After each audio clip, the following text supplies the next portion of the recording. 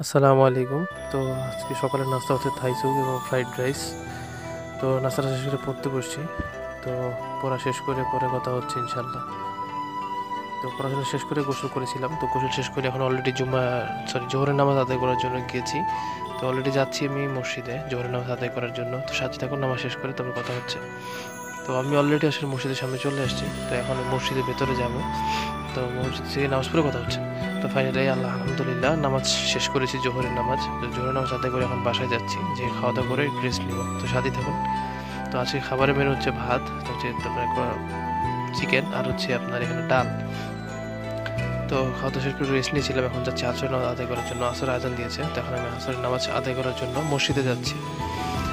তো নামাজ পড়ার জন্য যাচ্ছি আর কি। তো পড়া শেষ, এখন অলরেডি বাসা যাচ্ছি আর কি। বাসায় রেস্ট টেস্ট করে এখন মাগরিব আজান দিয়েছে, তো আমি এখন যাচ্ছি নামাজে। তো